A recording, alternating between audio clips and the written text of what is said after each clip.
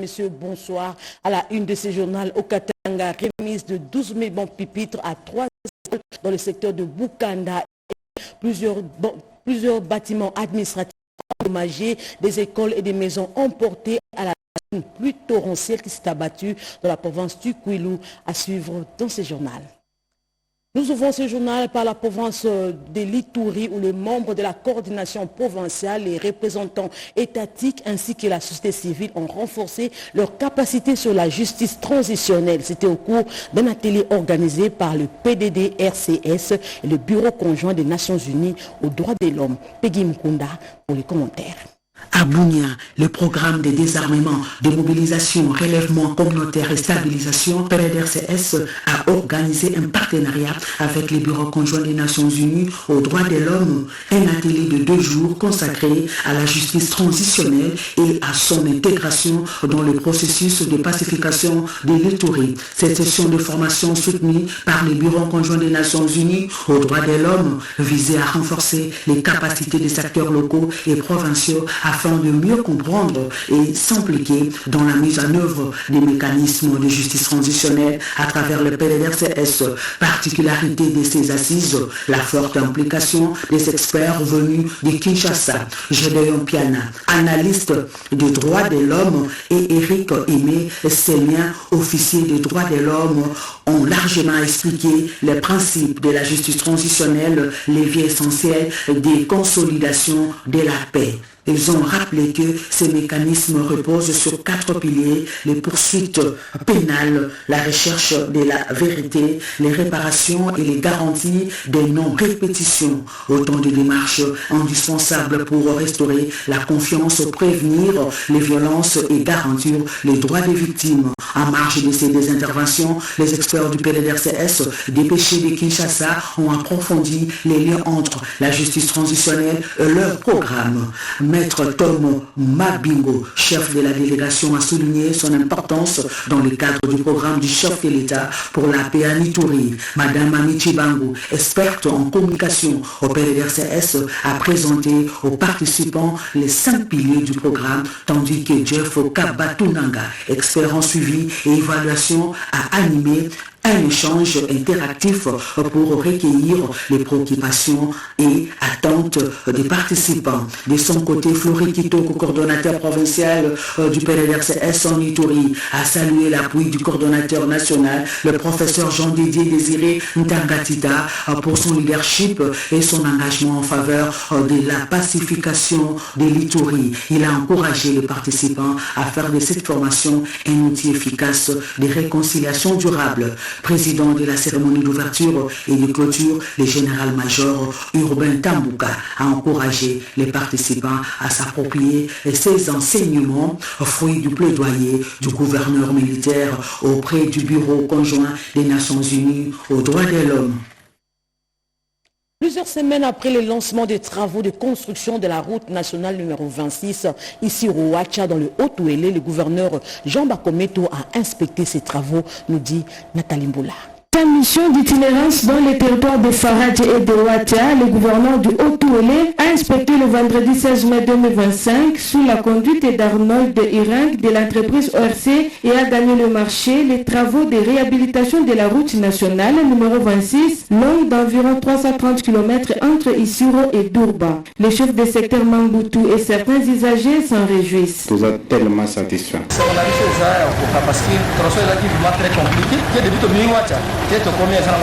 Jean Bakomi Togambu, préoccupé par la matérialisation de la vision du chef de l'État, ne jure que pour l'ouverture de cette route d'intérêt économique jusqu'à Issiro. Nous sommes satisfaits parce que les travaux qui se font ici, c'est avec une expertise, de volonté d'ouvrir une fois pour toutes cette route qui s'était rétrécie avec des grands bourbiers. Il en sera comme ça jusqu'à atteindre Issiro. Grâce à l'intervention personnelle du président de la République, Félix Antoine Tshisekedi, à qui j'ai dit d'ailleurs merci. En tant que président de l'organe délibérant provincial, l'honorable Justin Zamba, présent sur les lieux, reste optimiste et réaffirme son appel à la patience. Il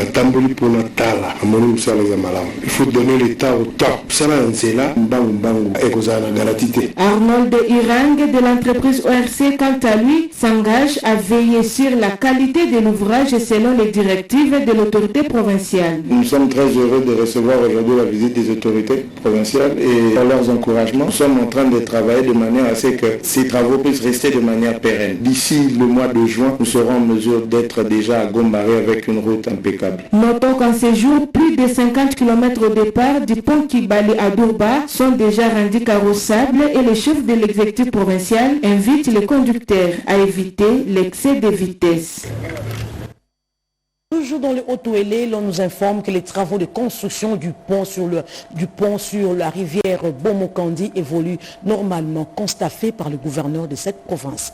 Un jour seulement nous sépare de la reprise du trafic sur cette rivière située à plus de 200 km d'Issero sur la route nationale numéro 26. Il s'agit de Bomokandi dont les travaux de construction d'un tout nouveau pont par une brigade de l'office de route évoluent normalement, constate le gouverneur Jean Bakomito Gambou, venu personnellement sur le site le vendredi 16 mai 2025 lors de sa mission d'itinérance dans la contrée. Je voudrais très sincèrement remercier le chef de l'État, le président Antoine Félix Sekedi, qui avait donné des instructions claires afin que tout le matériel de ces ponts nous soit remis pour que nous puissions finir une fois pour toutes cette question de pont qui a trop duré. La population a trop souffert. La réponse est là. À ce côté, le président de l'Assemblée provinciale, honorable Justin Zambandesou, qui, au nom de la population, condamne toute campagne d'intox sur ces travaux et reste rassurant quant aux efforts fournis par le gouvernement central et provincial. Moi, quand même, avancement est significatif.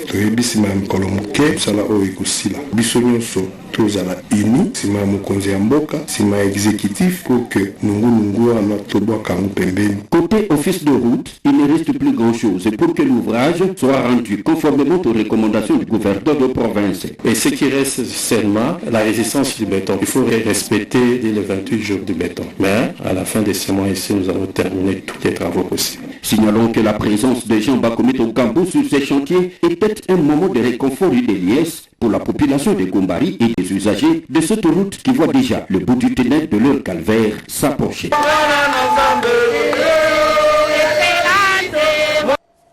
Sachez qu'au Kasaï central, les travaux de cantonnage manuel lancés dernièrement par le ministre des Mines et la vice-ministre de l'Intérieur évoluent normalement. C'est à la grande satisfaction des usagers de cette route. Les détails dans ce report. Le programme de développement à la base de 145 territoires, initiative phare du chef de l'État, Félix-Antoine Tshisekedi Tshilombo, est mise en œuvre avec une priorité particulière au Kasaï central. Cette dynamique est notamment portée par le ministre des Mines, Kizito Pakabumba, et la vice-ministre de l'Intérieur, Eugénie Tshilakamba, tous deux figures notables de la région. Le long de la route nationale numéro 1, reliant Chibachi au lac Mukamba, des travaux de cantonnage manuel transforment le paysage quelques mois après leur lancement effectif. Autrefois caractérisée par son impraticabilité et son état de délabrement très avancé, cette route suscite désormais un réel espoir parmi les usagers. Cette amélioration est perçue comme le résultat de la détermination manifeste de leurs fils et filles, membres du gouvernement souminois.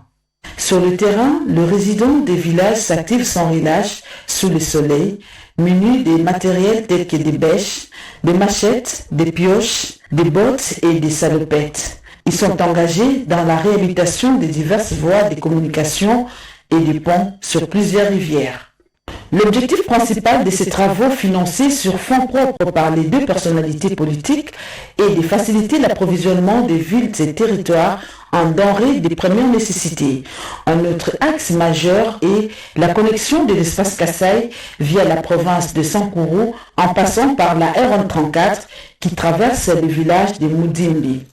Premièrement, nous disons merci à l'excellence, monsieur le ministre des Mines, monsieur Kizito Pakabumba ainsi que vice-ministre de l'Intérieur, Maman Eugénie Chele Kamba, pour cette initiative ici. Vraiment, nous leur disons merci parce qu'ils ont songé aussi à la population centre-kassaïen, parce que les endroits où le véhicule ne passait pas facilement, vraiment, pour le moment ici c'est très bien, le véhicule passe sans problème. Cet accès obstrué avait rendu la vie particulièrement difficile pour les commerçantes et commerçants du marché de Moudimbi, dont les activités économiques étaient fortement impactées.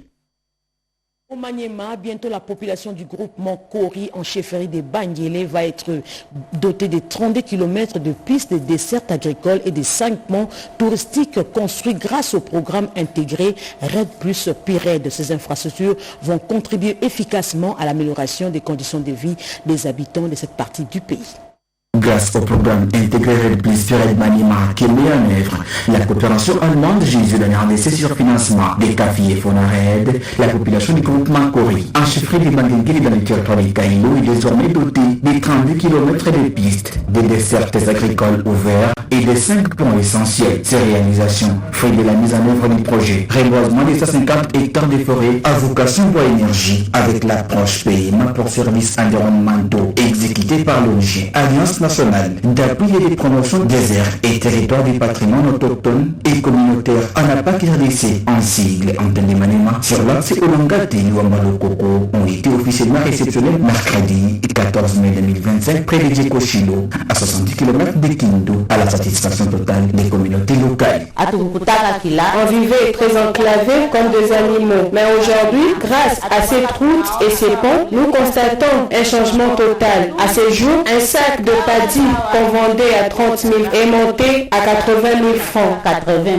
Pour Darius Omari, responsable de ANAPAC Maniema, cette initiative s'inscrit dans le cadre de l'amélioration du quotidien des populations riveraines du parc national de la Lomami. Ce n'est pas avec ses propres moyens que ANAPAC a eu à concrétiser son rêve. C'est avec l'appui technique et financier du partenaire traditionnel PIRED Maniema. Que sans PIRED, on ne pouvait pas avoir les infrastructures que nous venons aujourd'hui de remettre officiellement à la chefferie de Bangélé. Au nom du gouverneur de province, Abbas Mélenchon, coordonnateur adjoint en charge des questions techniques au bureau d'études du gouvernement des provinces, a insisté auprès des bénéficiaires sur l'importance d'un entretien rigoureux de ces infrastructures vitales pour leur développement économique et social. Au Maniema, la délégation mixte Banque mondiale COREF a présenté le samedi dernier à l'amphithéâtre de l'université de Kindu le projet axé sur le recouvrement des recettes et la gestion des dépenses publiques de cette province. La cérémonie a eu lieu dans l'amphithéâtre Moussa Kabankoubi de l'université de Kindu devant plusieurs couches de la population. Dans ce moment, le secrétaire exécutif du comité de pilotage et de réforme de finances publiques, Godefroy Misenga, a précisé que la Banque mondiale et COREF vont aider la province du Maniema à travers ces projets à améliorer les principaux problèmes de gestion financière et budgétaire, former le personnel afin de maximiser les recettes du Maniema. On va accompagner la province pour améliorer les niveaux de recouvrement des recettes parce qu'on a constaté qu'il y a trop de faiblesses. Nous allons accompagner la province dans la formation pour renforcer les capacités de ceux qui sont commis à la collecte des revenus. Nous allons également aider à améliorer la gestion budgétaire, toutes les étapes du cycle budgétaire, principalement la programmation, la budgétisation, l'exécution budgétaire, le suivi et l'évaluation. Une satisfaction totale de la part du gouverneur Moussa Kabankoubi Moïse a promis ses engagements afin que les projets encore puissent se concrétiser pour booster le développement du Maniema. Ce sont des contacts que nous avons commencé au mois de juin 2024 à Kinshasa. Et aujourd'hui, nous sommes contents que cette mission vienne à notre province, car à l'issue de cette mission, dès lors qu'on va commencer à implémenter les projets encore ici, nous aurons beaucoup de retombées pour notre province dans le cadre de la réforme des finances publiques de la province.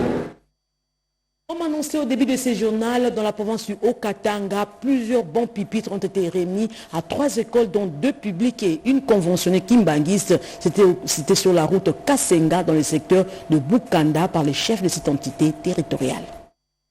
Ces cette remise de 1200 bons pupitres, le chef de secteur de Bukanda, Sébastien Mouapé, s'aligne dans la campagne Pas une école sans banc, lancée par le gouvernement central en octobre 2022.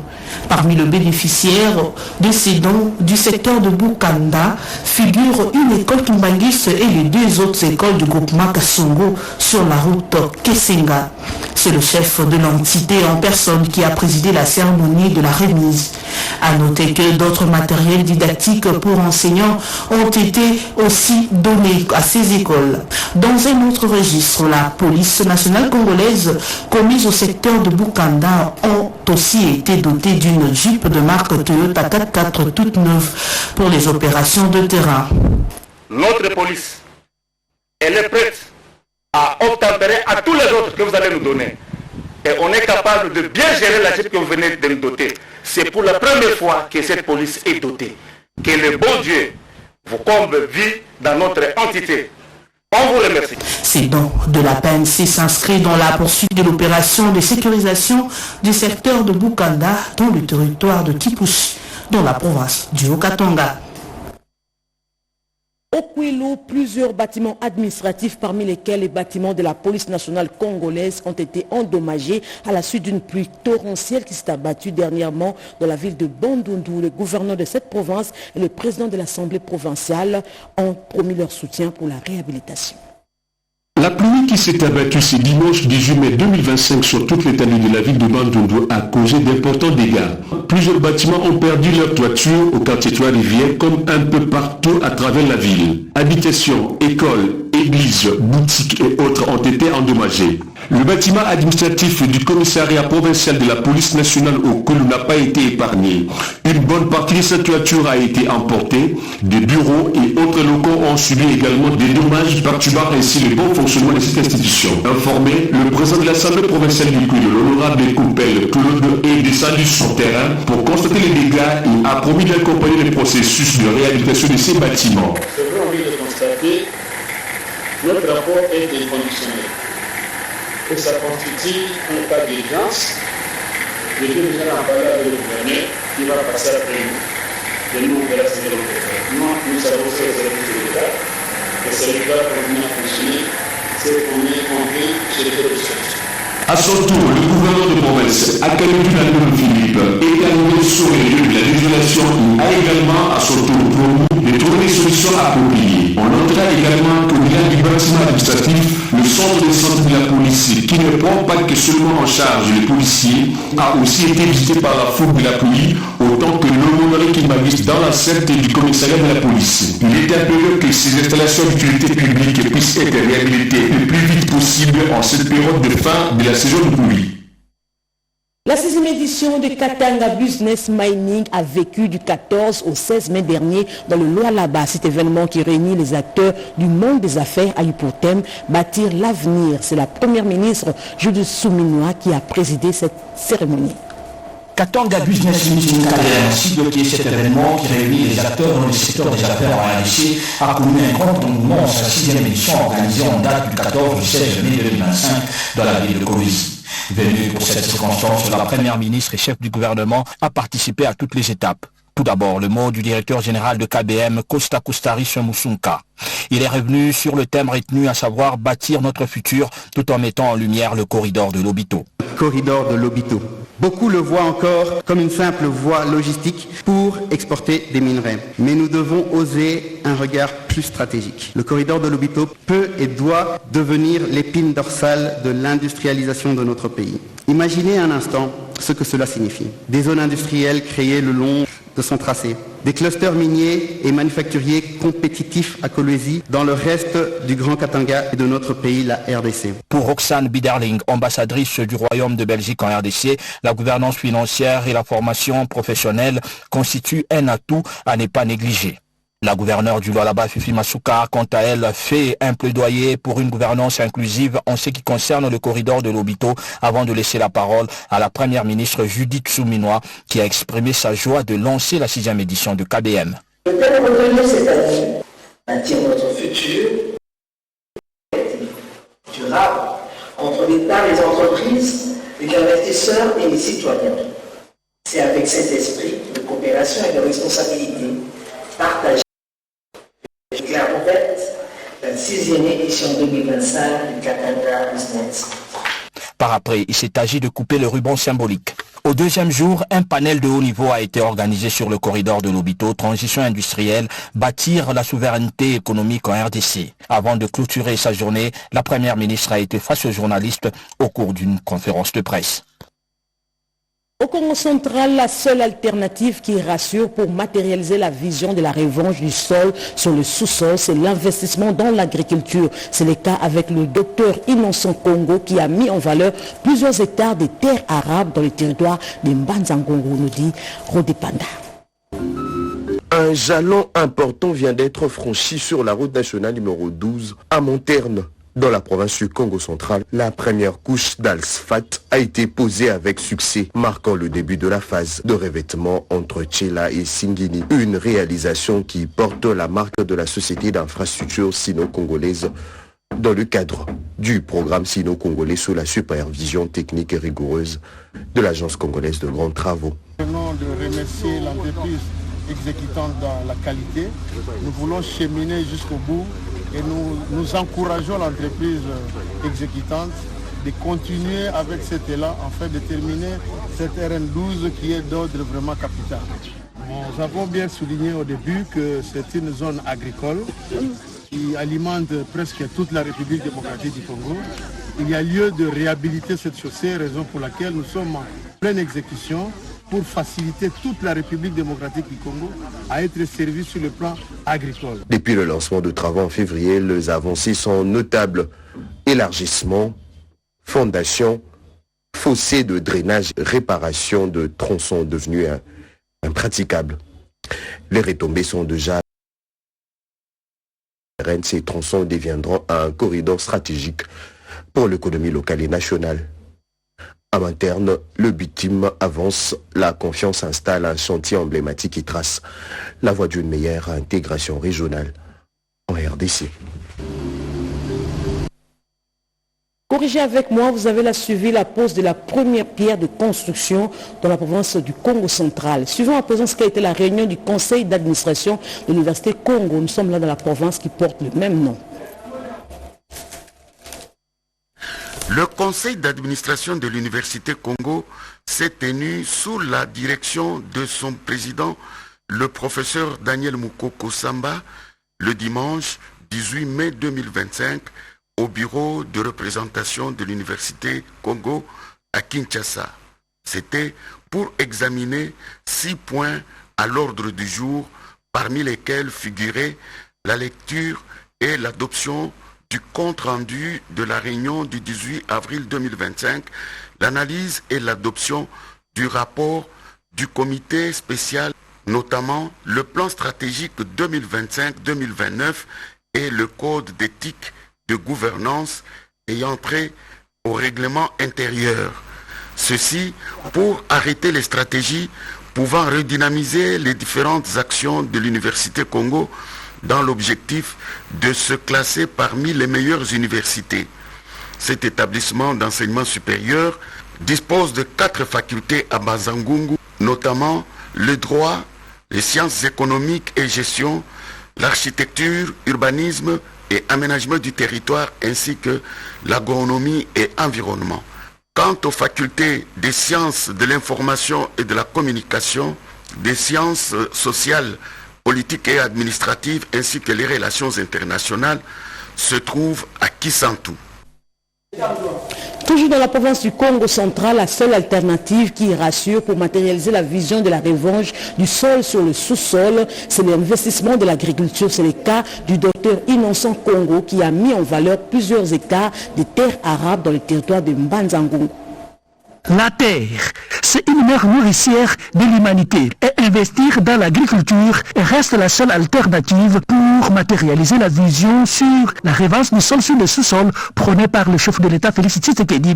Le docteur Innocent Congo Mabilama a osé investir dans ce secteur. Il a réussi. Le résultat est là, avec la mise en valeur de plusieurs hectares terres arables dans les territoires de Mbanzangongo, secteur de Kouilongongo, village de Kikanga, avec diversité de cultures. Ici, c'est une terre jamais exploitée, elle garde encore sa fertilité originale. Cette initiative vient contribuer à l'autosuffisance alimentaire et au développement communautaire. Le meilleur investissement que l'homme peut faire, c'est la terre. Puisque la terre, c'est une valeur sûre. Et le chef de l'État a compris dans sa diplomatie agissante. Pendant tous ces voyages, ça lui a ouvert l'esprit de savoir que notre valeur sol et sous-sol mérite d'être mise en valeur pour essayer de rehausser un peu le niveau de vie des Congolais. Nous avons un problème des infrastructures au Congo. Nous avons un sérieux problème sur le développement. Ni dans la transformation, notre économie est extravertie. Nous importons tout de l'extérieur. Il nous faut quand même utiliser, parce que tu ne vas pas mettre du diamant dans ton assiette pour manger. Il faut les vendre quelque part. Nous ne sommes pas seulement dans la politique, mais nous sommes aussi dans le développement, dans la communauté. En plus de l'humanitaire et la politique, le professeur Innocent Congo embrasse le secteur agricole. Il encourage les Congolais à prendre le risque d'investir dans l'agropastoral. C'est un domaine qui rassure. Enseignement supérieur universitaire, l'association des cadres et scientifiques de l'université de Kinshasa a un nouveau président à la personne du professeur Anaké Moueba. C'était à l'issue d'une cérémonie de remise et reprise avec le président sortant, nous dit Iverson Kaboba.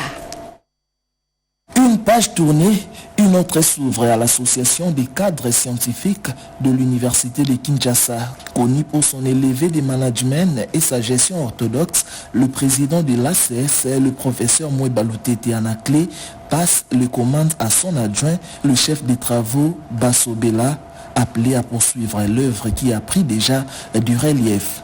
Après la signature des procès-verbaux, l'actuel professeur à thèse Moueba Loutete Anaklé a exhorté le nouveau président à s'inscrire dans la continuité d'une gestion responsable du patrimoine de l'ACES. Je voudrais remercier l'équipe qui m'a accompagné.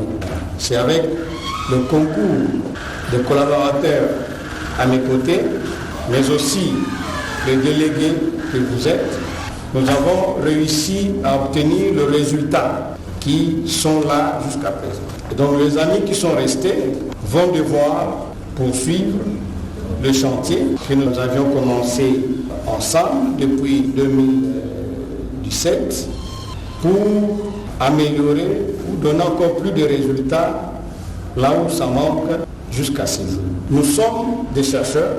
Ce qu'on attend de nous, c'est de faire chaque fois un pas de l'avant. De son côté, le nouveau président de l'ACS, le chef des travaux, Sobela, a remercié son prédécesseur pour le travail accompli et a promis de faire appliquer dans sa gestion toutes les directives édictées par le président sortant pour contribuer significativement à faire rayonner davantage l'image de l'université de Kinshasa en général et en particulier celle de l'association des cadres scientifiques. Après avoir mis fin à son mandat à la tête de ces cadres scientifiques, le finance légué par le professeur Anaklé Moueba Loutete indique le montant global en banque et en caisse, soit de plus de 15 000 $ et en francs congolais 90 000 francs. Pour rappel, le siège de cette association porte le nom du président sortant Anaklé Moueba Loutete et a été inauguré le 27 janvier 2024. Et pour terminer, avoir une gestion efficace et efficiente du système éducatif en République démocratique du Congo, c'est l'objectif poursuivi par le ministre provincial de l'Éducation, Jeannot Kano, lors du lancement officiel des travaux de réforme des bureaux gestionnaires de l'éducation intervenu ce lundi 19 mai. Renette Koulonga pour le commentaire. Meilleure organisation des bureaux gestionnaires dans l'analyse et l'approbation des données, garantir une éducation de qualité adaptée aux défis contemporains pour une bonne gestion plus efficace dans l'enseignement, les tout s'inscrivant dans la vision du chef de l'État, Félix Antoine Tshisekedi Tshilombo, voilà le système éducatif qu'il faut en République démocratique du Congo. Le ministre provincial en charge de l'éducation et nouvelle citoyenneté, Jeannot Kano Larose, a procédé au lancement des travaux de la mise en œuvre pour la rationalisation des bureaux gestionnaires de l'éducation. La rationalisation du bureau gestionnaire marque une avancée significative dans la gestion de l'enseignement, la sécurité du personnel et l'optimisation des services scolaires. Elle vise à réorganiser notre système, à maîtriser les effectifs et à s'assurer que les bonnes personnes sont placées au poste correspondant à leur profil pour de plus d'efficacité. Elle permet enfin de mieux redistribuer les ressources existantes et de mieux planifier les besoins futurs. J'exhorte tous les participants à accorder leur importance au bénéfice des travaux de ces assises, de mettre du sérieux afin de présenter un plan provincial de rationalisation réaliste. Je déclare officiellement ouvert les travaux de la mise en œuvre de la réforme de la rationalisation des bureaux gestionnaires de l'éducation nationale et nouvelle citoyenneté dans la province de Kinshasa. La cérémonie s'est déroulée en présence du directeur du cabinet du ministre de l'Éducation nationale. C'est par ici que nous mettons un point final à ce journal des 19h rédigé par Nana Mozazebo, réalisé par Rodé Panda et André Njeka. Merci de nous avoir suivis. L'actualité continue sur votre chaîne nationale. 20h la présentation, Cédric Kenina. Au revoir.